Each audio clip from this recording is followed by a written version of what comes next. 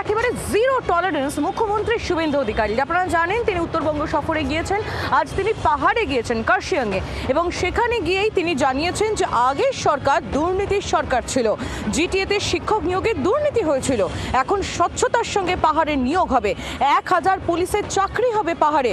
কার্শিয়াং সফরে গিয়ে ঘোষণা মুখ্যমন্ত্রী শুভেন্দু অধিকারীর। युवा साथी जो है हमारी एडुकेटेड बेरोजगार नौजवान, उसको नौकरी देने का भी काम कर रहा हूं ट्रांसपेरेंट तरीके से। जीटीए जैसे टीचर रिक्रूटमेंट में घोटाला किया है, उस तरीके से रिक्रूटमेंट सरकार नहीं करेगा। थ्रू एग्जाम ट्रांसपेरेंट तरीके से हम लोग आपको एडुकेटेड यूथ को, हमारी ब्रदर और सिस्टर को हम लोग काम देने का काम करेगा, ये मान के चलिए।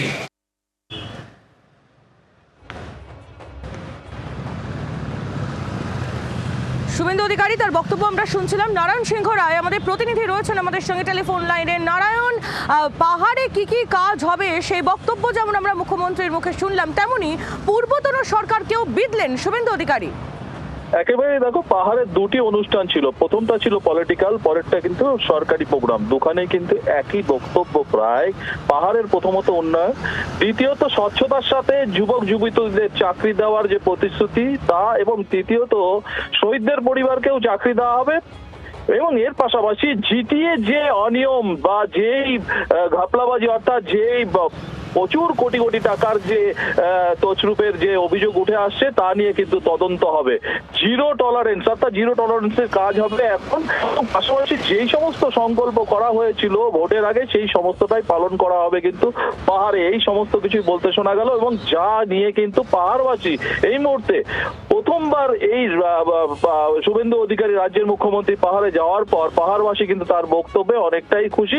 তারা আশ্বাস পাচ্ছে যে মুখ্যমন্ত্রীর এই বক্তব্যে বা মুখ্যমন্ত্রীর এই আশ্বাসনে হয়তো পাহাড়ের আবার নতুন করে উন্নয়ন হতে চলেছে। একেবারেই নারায়ণ, ধন্যবাদ তোমায়। নারায়ণ সিংহ রায় আমাদের প্রতিনিধি ছিলেন আমাদের সঙ্গে টেলিফোন লাইনে।